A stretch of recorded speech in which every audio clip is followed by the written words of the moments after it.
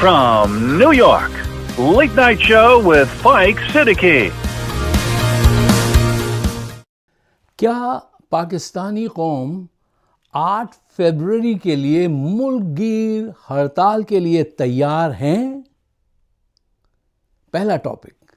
دوسرا ٹاپک، جرنیلوں نے اور کرپٹ پولیٹیشنز نے پاکستان کو اندر اور باہر دونوں طرف سے پھنسا دیا۔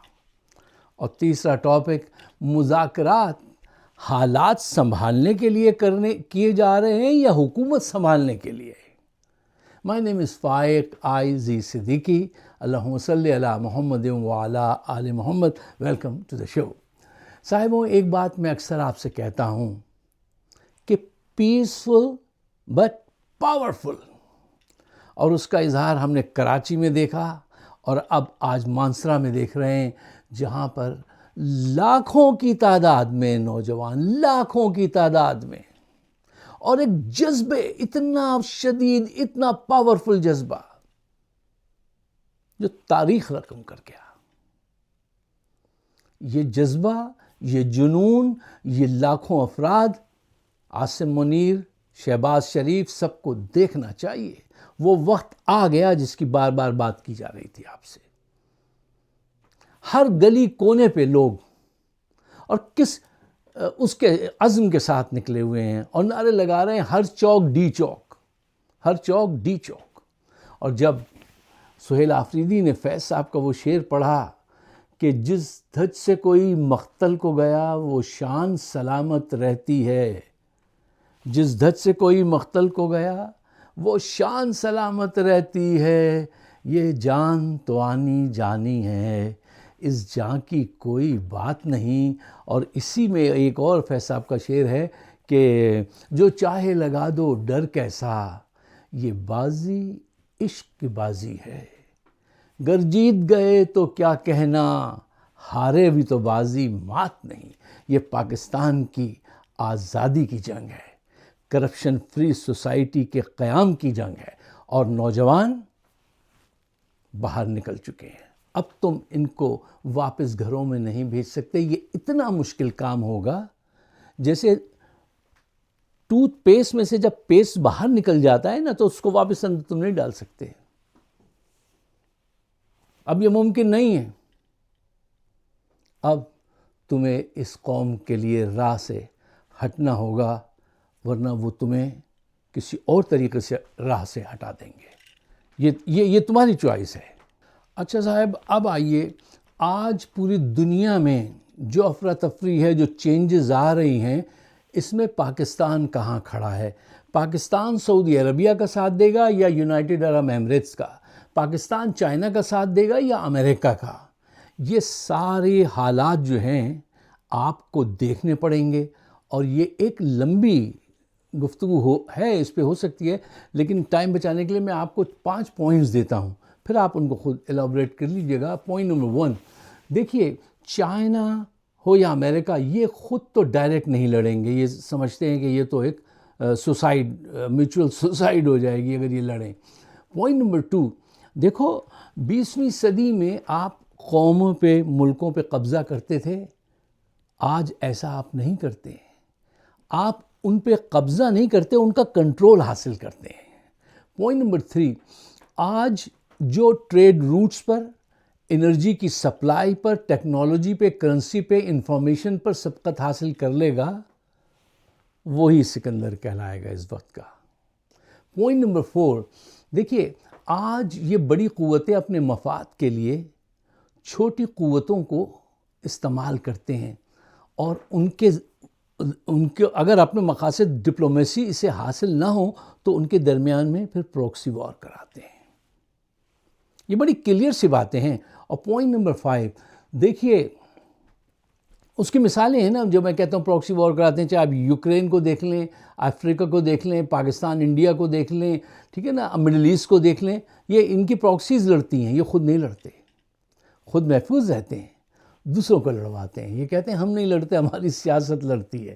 اچھا، پوائنٹ نمبر 5، دیکھیے، یہ بڑی قوتیں فوری حملہ نہیں کرتی، یہ شور مچاتی ہیں، انٹیمیڈیٹ کرتی ہیں چھوٹی قوتوں کو، ان کے دل حوصلہ شکنی کرتی ہیں، اور پھر اس کے بعد جو ہے اگر پھر بھی کام نہ چلے تو ان کے اندر سے, انہی کے ملک کے اندر سے انہی کے لوگوں کو ہائر کر کے جو ہے فساد برپا کراتی ہیں اور اپنا مقصد حاصل کرتی ہیں. یہ 5 پوائنٹ ہیں, یہ حقائق ہیں. آپ کوئی نہ بھی مانے تو بھی خیر, اللہ اس کو عقل دے, لیکن یہ 5 پوائنٹس ہیں. اب اس میں دیکھنا یہ ہے کہ پاکستان کہاں کھڑا ہے, ہمیں کیا کرنا چاہیے. اچھا صاحب دیکھیے, یہ بہت بڑا سوال ہے کہ پاکستان ان حالات میں کہاں کھڑا ہے, اس کو کہاں کھڑے ہونا چاہیے. دیکھیے صاحب, یہ بات تو پکی ہے کہ پاکستان ہر صورت میں ان کے درمیان آئے گا, اس کا استعمال کریں گے یہ سب بڑی قوتیں. اس کی وجہ کیا ہے آپ جانتے ہیں کہ پاکستان مسلم امہ کا واحد اٹامک پاور ہے. جیو پولیٹیکل آپ کی جو لوکیشن ہے وہ بہت ہی اہم ہے. پھر آپ کے پاس بہت بڑی فوج ہے مسلم ممالک میں, پھر بلکہ دنیا میں 7 نمبر کی فوج ہے. تو یہ ساری وہ چیزیں ہیں جن کو یہ قوتیں استعمال کریں گی اپنے مفاد کے لیے. ٹھیک, اب دیکھیے پاکستان چین کے ساتھ جائے گا یا امریکہ کے ساتھ, سعودی عرب کے ساتھ جائے گا یا امارات کے ساتھ, یہ پہلے میں نے آپ سے کہا ان کے درمیان میں پھنسے گا ضرور, بلکہ انہوں نے پھنسا دی ہے گردن, ذل الہی نے گردن پھنسا دی ہے. اب ان بڑی قوتوں کے درمیان میں سے بچنا کیسے ہے؟ دیکھو, جب بگ بوائز فائٹ ہو نا تو آپ کبھی ادھر سے نکلو کبھی ادھر سے نکلو, ان کے درمیان میں مت جاؤ, ون سائیڈڈ مت ہو جانا. جب ون سائیڈ ہو جاؤ گے نا کسی ایک کی طرف تو زیادہ بڑا نقصان اٹھاؤ گے. کوشش کرو کہ اس سے بچو.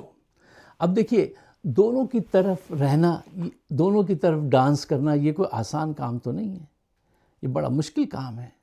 اور جب آپ کے ملک کی قیادت ایک جرنیل کے ہاتھ میں ہو تو پھر تو یہ تقریباً ناممکن ہی کام ہوتا ہے. آپ ہر صورت میں مارے جائیں گے. کیوں؟ دیکھیے, جرنیل ایک واحد فرد واحد ہوتا ہے, ڈکٹیٹر, جو آج کس کی حکومت ہے, عاصم منیر کی حکومت ہے. ٹھیک ہے نا, اور اس کو چائنا ہو یا امریکہ ہو سب یہ کہتے ہیں, یا امارات ہو سعودی عرب, یا سب کچھ پاور تو تمہارے ہاتھ میں ہے, تم ابھی فیصلہ کرو فوج بھیجو گے یا نہیں, یہ کرو یہ کرو. جبکہ اگر آپ کے یہاں ڈیموکریسی ہو, آپ کی پارلیمنٹ چل رہی ہو, عمران خان جیسا لیڈر ہو, تو وہ کبھی بات مانے گا کبھی نہیں مانے گا. کہے گا میری پارلیمنٹ نہیں منظور کر رہی, میرا سینٹ منظور نہیں کر رہا, میری پبلک نہیں منظور کر رہی, یہاں تک میں مان سکتا ہوں اور یہاں سے آگے وہ ماننے نہیں دے رہے. اس کے پاس ایکسکیوز ہوتے ہیں, وہ یہاں سے گیند آئی تو ادھر ہو گیا, وہاں سے گیند آئی تو ادھر ہو گیا. ان کے پاس ادھر ادھر ہونے کی کوئی قوت نہیں ہے. یہ سیدھے سے وردی پہنے کھڑے ہیں اور ان کو حکم ماننا پڑے گا. یہ پھنسوا چکے ہیں, پہلے ہی لنچ کر کے پھنس چکے ہیں. اچھا دیکھیے, اس وقت پاکستان کو ان حالات میں جو دنیا کے ہیں, ایک اچھے فورن منسٹر کی ضرورت ہے, جیسے ملیحہ لودھی ہیں. ٹھیک ہے نا, آپ کا فورن منسٹر جو ہے اس وقت اسحاق ڈار, یہ اس قابل ہیں. یقین جانیے ان کو اس وقت جیل میں ہونا چاہیے تھا صاحب. یہ جو اس وقت آپ کو ایک ایسے وزیر اعظم کی ضرورت ہے جو بڑا پروقار ہو, نالجبل ہو, اسٹیٹ فاسٹ ہو, عقل شعور رکھتا ہو, دنیا کو جانتا ہو, ویسٹ میں بھی اس کی عزت ہو, یہاں پہ بھی عزت ہو. وہ تو جیل میں ہیں, اور اس وقت وزیر اعظم وہ ہے جس کو اصولاً اس وقت جیل میں ہونا چاہیے تھا.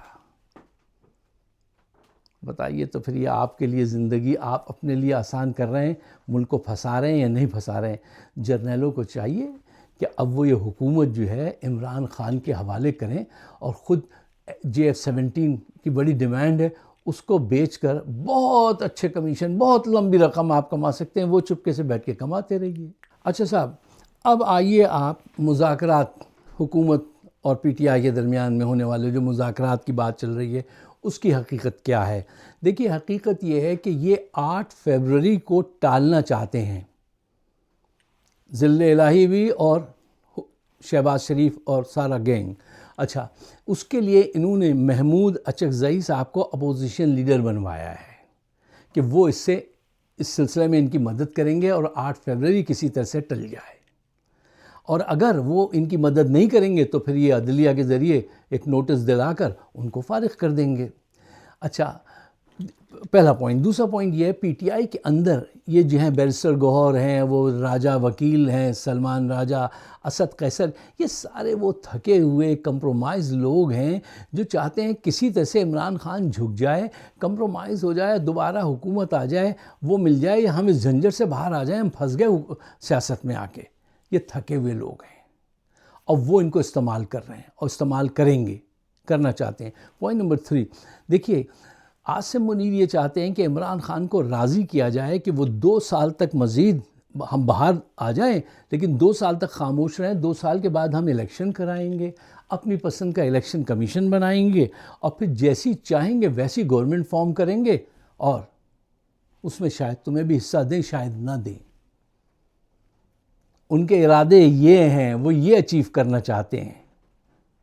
وہ پوری پوائنٹ نمبر 4, وہ پوری دنیا کو ان کو اپوزیشن لیڈر بنا کر یہ تاثر دے رہے ہیں کہ دیکھو ہمارے ہاں تو سب چیزیں نارمل چل رہی ہیں, دیکھو نا اب ہم نے اپنی اپوزیشن کو جو ہے وہ دیا ہے موقع کہ اپوزیشن لیڈر وہ ان کا ہے, اور ہم نیگوسیشن کر رہے ہیں. ہمارے تو نیگوسیشن چل رہے ہیں صاحب, ہم تو بالکل فیئر, مطلب جو ڈیموکریٹک اسٹیپس ہوتے ہیں اس پہ ہماری حکومت چل رہی ہے.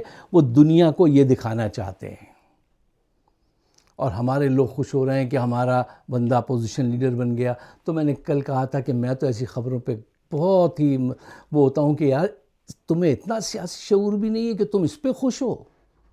تم ان کی چال کو نہیں سمجھ رہے کہ وہ تمہارے ساتھ کیا کر رہے ہیں, کیا کرنا چاہتے ہیں, اور تمہیں کیا کرنا چاہیے. دیکھیے صاحب, اگر اس وقت محمود خان اچکزئی یا عمران خان اپنے موقف سے ذرا بھی پیچھے ہٹے تو ان کی سیاست ختم ہو جائے گی, اور یہی ان کے مخالفین چاہتے ہیں, یہی وہ چاہتے ہیں. دیکھیے ان کے جو مطالبات ہیں, آئین کی بحالی, ٹھیک ہے نا, 4 ماہ میں الیکشن, آزاد عدلیہ, اس پہ کوئی کمپرومائز نہیں کرنا چاہیے. یہ چیزیں ایسی ہیں, ان پہ کمپرومائز کا سوچنا ہی نہیں چاہیے. دیکھو یہ بات آپ کی کیا سمجھ میں نہیں آتی, یا اس میں کوئی مشکل ہے سمجھنے میں, کہ یہ تمہیں مذاکرات کی دعوت اس وقت دیتے ہیں جس وقت یہ بہت زیادہ ڈرے ہوئے ہوتے ہیں. آج کل ان کی ٹانگیں کانپ رہی ہیں, پریشان ہیں, نیند غائب ہے. کیوں؟ ان کو پتہ ہے معیشت انہوں نے برباد کر دی, سیاسی استحکام ختم ہو چکا ہے, اور یہ کسی وقت بھی یہ جذبات لاوا بن کے پھوٹیں گے جو پھوٹنے لگے ہیں. آج مانسرا میں جو منظر میں نے دیکھا ہے, آپ بھی ذرا جا کے دیکھیے.